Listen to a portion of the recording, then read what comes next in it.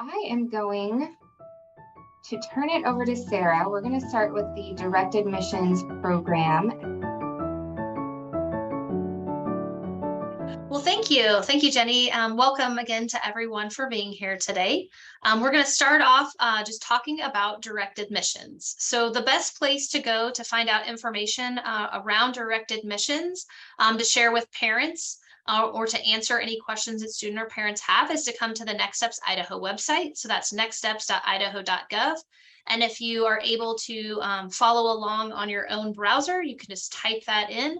But we're going to start over here on our three little lines, or what internally we like to call our hamburger menu. When you click on that, that's going to get you to the quick links. And essentially, we're going to spend a lot of time today over here in the quick links.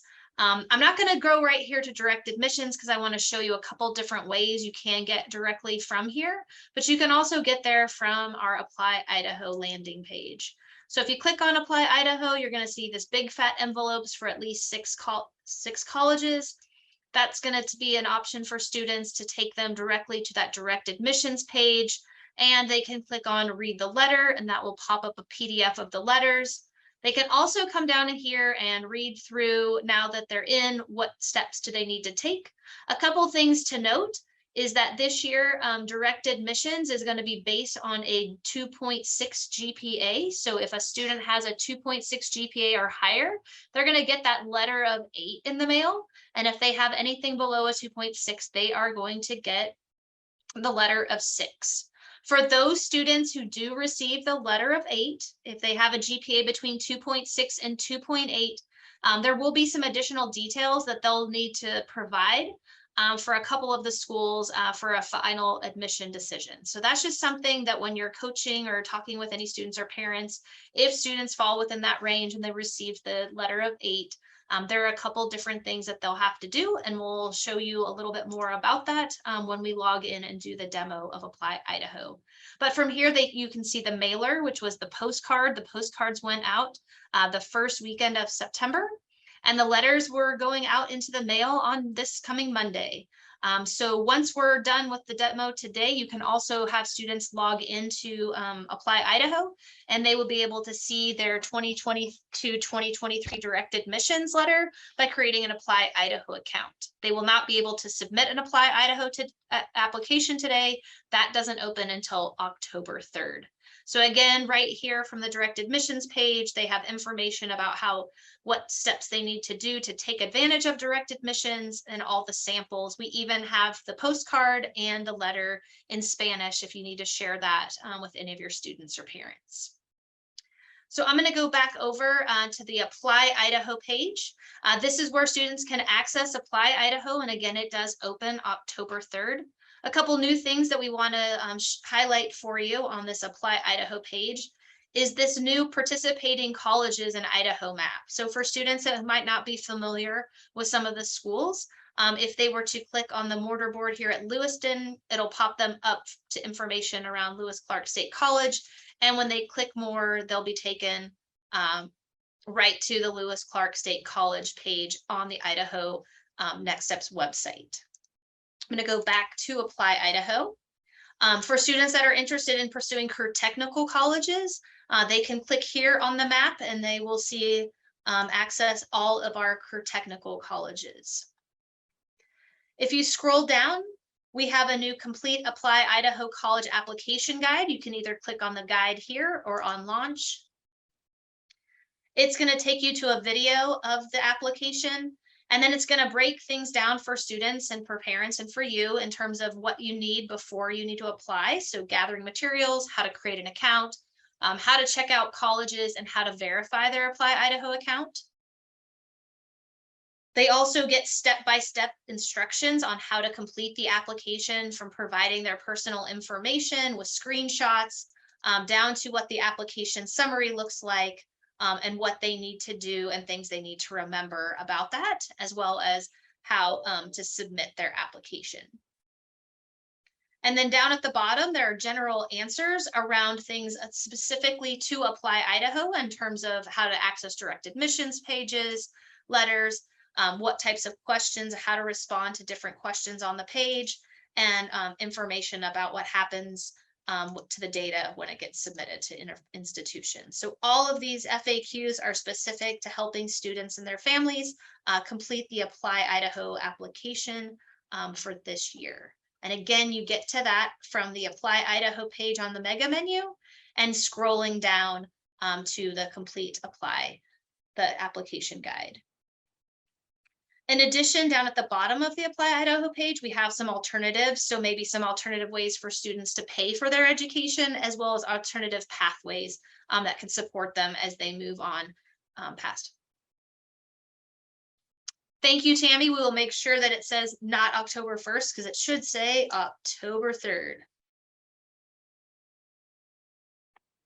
And now I'm going to go to our beta site so I can showcase for you the steps and the changes to the application. So give me 1 second. When a student does click to the Apply Idaho page, it's going to take them to this login page. A couple things that they need to know is that they need to make sure that they're on the Apply Idaho page and not the Scholarship Idaho page or trying to log into the Next Steps Idaho portfolios. So right here is Apply Idaho, and then also this one has a gray background. Because they're going to be coming for the first time, they're going to need to locate this start here. And when they click on it, they're going to need to add some information. They're going to need to include their legal first name, middle name, and last name. And I'm going to do that here with the temporary account. They need to include their gender. And then very important, they have to have an EDU ID. So they will need to either know that beforehand or ask you for that as they're going through the process. And then again, I am in a test account, so I am a very old individual, but students will need to put their birth date, the month, and the year. They really need to use a personal non-school email. That's because the colleges and universities are going to use this email to communicate with them throughout the summer before they do enroll. They also need to be kind of wary of using iCloud accounts. We've had a lot of problems over the last couple of years with students who have maxed out space in their iCloud account. So if students could pre-create a Gmail account, that would probably be the best solution for students who have been using iCloud accounts. And to make sure that they're going to get a verification email from Apply Idaho, and before that, they need to click on that before they can submit an application. And so if they do not find it right in their inbox, they need to look in their junk mail.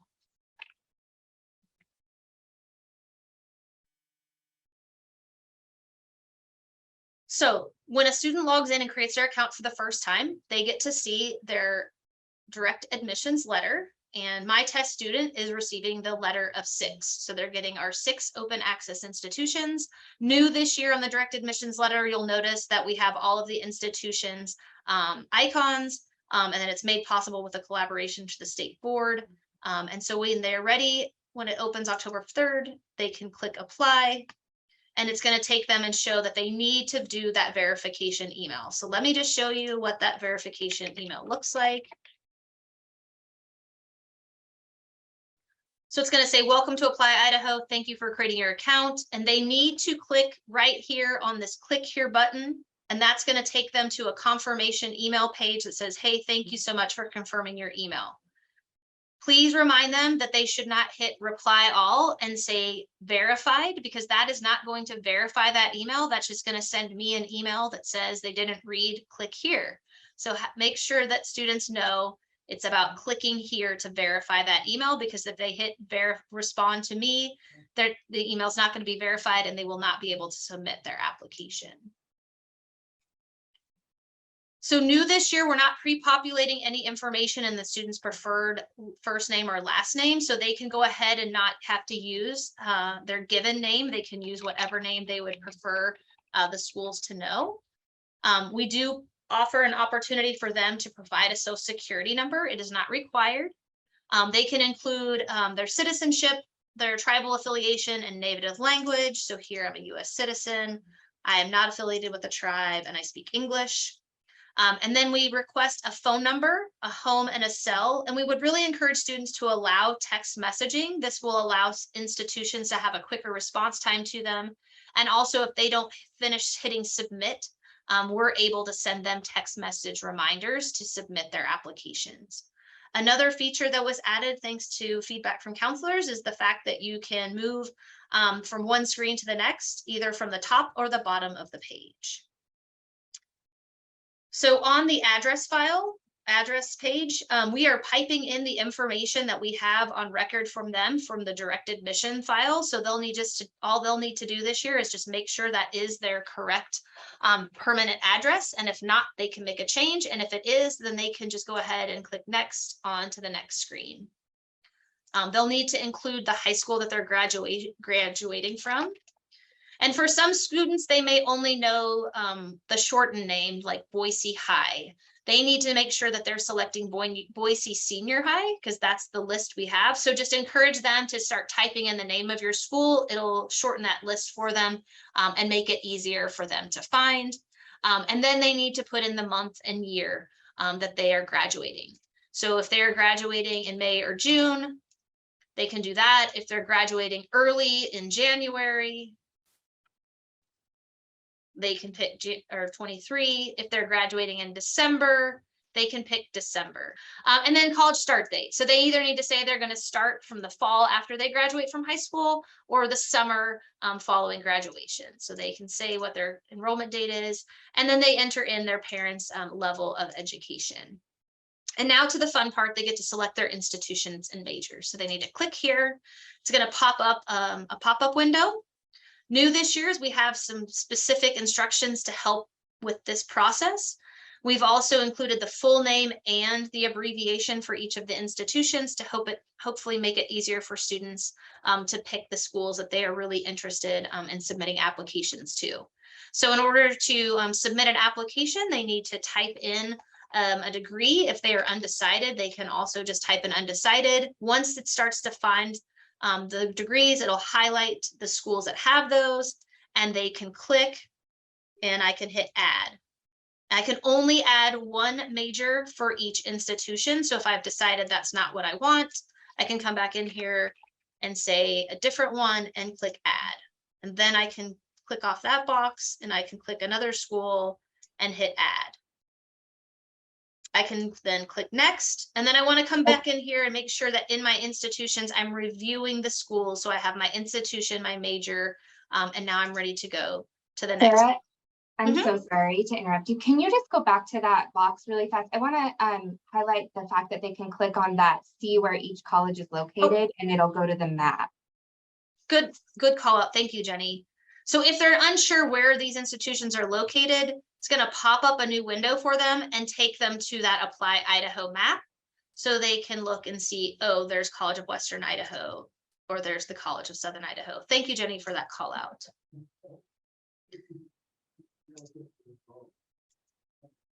So here are the supplemental questions, and new for this year, any student who's submitting an Apply Idaho application who has a GPA that has been submitted to the state through IC that is a 2.8 or lower, they will be required to complete this essay question or short answer question from Boise State. It is a 2,000 character limit, but they will need to complete this before they can submit their application on page number 5. We do have this and all the other kind of essay style questions, and I'll show you here in just a moment where you can get to those. So for any student who's again going to apply to Boise State, they have to have if they have a GPA below a 2.8, then they will have to complete this question here. And just as in previous years, underneath are the supplemental questions that are optional, but we highly encourage students to respond to them because they can help them with individual institution scholarships, as well as matching students to different resources at the institution. If I go back to Apply Idaho and I come to the application guide, down here under the supplemental questions, there is this resource that you can click on that provides a list of each essay question, which institution is asking it, and the reason that they're asking that question. So this might be something handy to access and share out with students beforehand. Students do not have to complete all the supplemental questions right in your Apply Idaho day. They could come back in. Jenny does a way more elegant way of talking about that process than I do. So what you'll have this PDF in the email from attending today that'll make it quick and easy for you to find. But again, we highly encourage students that are looking to apply to Boise State, College of Idaho, or University of Idaho, where there are some short answer essay questions, to become pre-prepared to just copy and paste their responses into their Apply Idaho application. Yeah, and it may be, for those of you who have done Apply Idaho in the past, you probably know that those students who apply to U of I or College of Idaho, it takes them longer to work on this Apply Idaho application because they have extra questions that they need to answer. And so again, if there's any way, and please know, I was a counselor, so I totally get it. But if there is any way to try to get students to answer those questions ahead of time in a Word document or a Google document, and then they can just copy and paste, that will definitely save them time. I know that I used to incentivize students to try to get their Apply Idaho submitted like by the end of the period. And a lot of times those students who are applying to U of I or C of I, they just can't, they do not have time unless they're going to rush through it, which we don't want. So that's something you might just want to preface and explain to students. You know, it's okay if you end up having to come back and finish these questions, especially for U of I. Those questions are for scholarship consideration, so they are important. We don't want students to rush through them. So just giving you a heads up about that, because that is something that students and counselors run into every year. Yep. Thanks, Jenny. So once students have done their special supplemental questions, and if for those that again are redoing this required question, when they're done, they're going to get to their application summary. If I was a real student, I would have a GPA and some, if I had taken the SAT or ACT, that information would show up here. And if I don't believe that information matches my actual GPA, I can click on the check boxes, one or both, and I'll show you here in just a second what that will do for me. But right here, it's already telling me I can't submit because I'm missing my phone number. I don't have my required question, and then it's highly encouraging me to complete my supplemental questions. And it's also telling me I need to go back because I can't submit because my submission button is grayed out. So I'm going to go back, and I don't know if everyone knows, but if I just click on this number 1 up here, it can take me right back to where I need to include some information.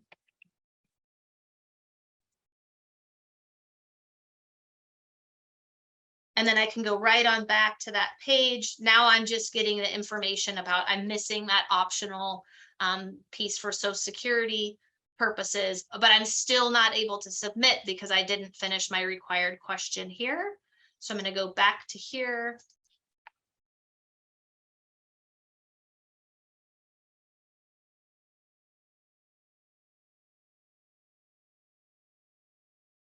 And now I've entered my required question. I can go ahead and hit complete. It's going to tell me congratulations. And my submission button is now turquoise. So I'm going to go ahead and click on submit. And because I had check marked that my GPA was not correct, I'm going to get a pop-up box that's going to give me some information about what I need to do to update my GPA with the institutions where I'm submitting applications. And for all the institutions, they would like to have the high school send a transcript directly to them. So they do not want students sending transcripts. And if there's incorrect college entrance exam scores, they would like those to come directly from the College Board or ACT. And that when in doubt, the student should request contact with the college to get the specific instructions of how and where to submit these updated transcripts and college entrance exams. So now I've submitted my application. This is what my application successful submission page looks like. One big change for this year is we've added this apply for scholarships button, which is going to take them directly to Scholarship Idaho. We know a lot of you do have them go ahead and try to get that opportunity scholarship. So they can click on that and it is going to take them directly to there. They need to go once again, sign up. I know that can be a hardship, is they have to create an Apply Idaho account and they have to create a separate Scholarship Idaho account. And that's because those are two separate systems. So when they're creating their Scholarship Idaho account, instead of an EDURD, they are going to be required to enter in a Social Security number. And that's because Idaho Opportunity Scholarship needs to match to a FAFSA. So a FAFSA is required for students who are applying to Opportunity. And in order for us to do that, we have to have their Social Security number. So they have their confirmation page, which they could take a screenshot of, but they also get a confirmation email in their email of record. And so right here, you can see, hey, congratulations. It tells them where they've applied. It tells them again, if they had checked any of either the college entrance exam or GPA, what to do if that's not correct. We tell them that they can go ahead and come back in and do additional applications. We remind them to submit a FAFSA. We remind them to do their Scholarship Idaho application for Idaho Opportunity. And if they have other things that they're still interested in, they have some other opportunities for doing some continued research to support their plans toward continuing their education. So that is the new application in general. I do want to log out because I want to show you one new feature. So for those students who say, I've never received my confirmation email, we would encourage them to go ahead and log back in.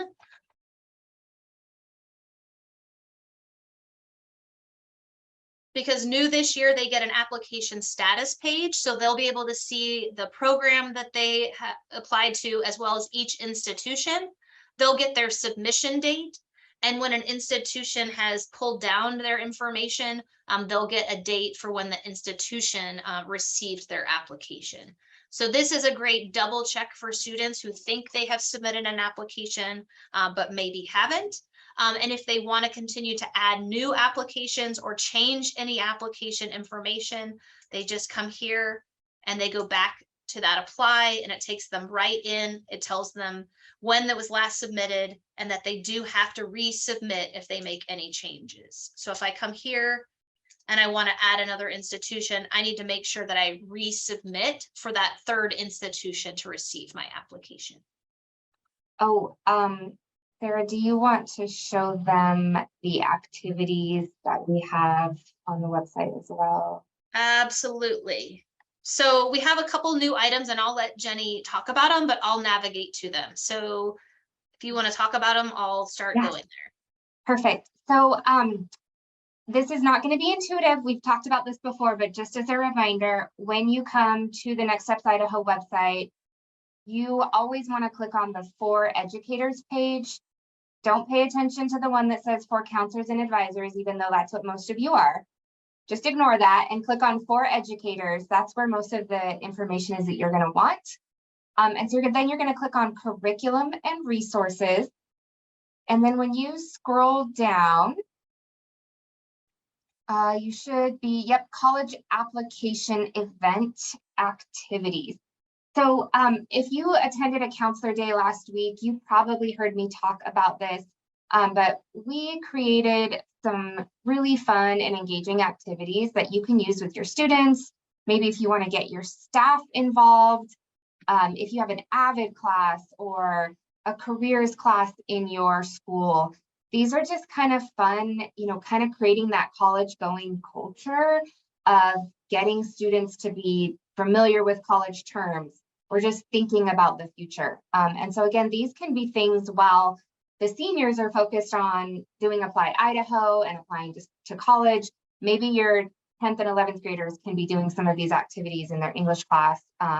There's a lot that could fit into an English class really well. There's some certain writing activities, like writing a college essay or reaching out to a college to request information. So these are just things that maybe you can share with your teachers and try to have them, implement into their lessons so that more students can be thinking about college. So again, on the For Educator page, under Curriculum and Resources, You should be able to find all of those. You can download them, print them off. They're not really like, there's no way to really edit them, but they're not school specific. You should be able to use them in any setting. So hopefully those will be a great resource. Yes, and Dana, thank you so much. Dana Kelly is on the webinar with us, and we're so thankful that she's with us. Dana, for those of you who've been around for a while, really spearheaded the college application week and college application month from the beginning. Before Idaho ever did anything like this, Dana was really at the forefront of bringing college application week to Idaho. And if you've been around for a while, you know how far we've come from those days. But we're very thankful for Dana and all of her work to get us where we are now. But Dana is hosting several sessions over the next couple of weeks to provide a training on college application week. If you have never done one before, maybe you're new to your role, maybe there's someone in your building who is going to help you and they've never done it before, or maybe you just know someone in your district who couldn't attend today, definitely let them know that these trainings are available.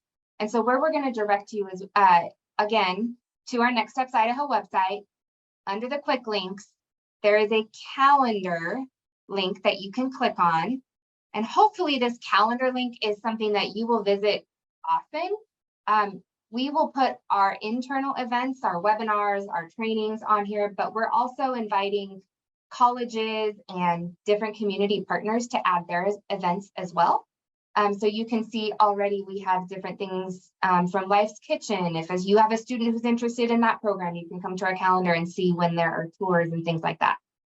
So for the training that Dana is offering, you will see where it says training, Idaho College application event, and also the office hours. Those office hours are really nice. Like maybe you've done this before and you don't really need a full training, but maybe you just have a couple questions. Dana is offering office hours where she's just going to be available. So you can pop in for just a couple minutes, ask your questions, get them answered, and then get on your way because we know you're super busy. So definitely check out that calendar. You can register for any of those events or share those events maybe with parents and students. This calendar feature would be a great resource, I think, to share with parents when you're doing your college information nights this fall. Also, if you scroll up to the top, Sarah, if any of you would like to add your event to our calendar, we would love that. If you're having a FAFSA night or you're having a career fair, something that you want people in the community to know about, or parents, maybe this is just another way to get them the information, you can submit your event and have it added to our calendar. Once you put in all your information, it kind of goes into like a pending status. We review it and make sure everything looks good and then add it to the calendar. So please make use of that. We just want the community to know what you're doing. And of course, this can be all over. I know it probably seems like a lot of these events are very Treasure Valley focused, but if you are in other parts of the state, please add your events. You can filter, I believe, by region. Can we filter on? Oh yeah, cool. So yeah, you can even filter by your region and find out what's going on. It might be a virtual event, but that's a really cool feature too. So definitely make use of that. Well, great. Well, hopefully this helped you feel a little bit more confident as you're planning your college application week activities. Like I said, I will be emailing this afternoon with a recorded version of this presentation, as well as some of the links and the handouts that we talked about. And if you need anything else, don't hesitate to reach out. But thank you so much for joining us today. Sarah and I will stay on for a few more minutes if you have any questions. But thanks for coming. Yep. Thank you.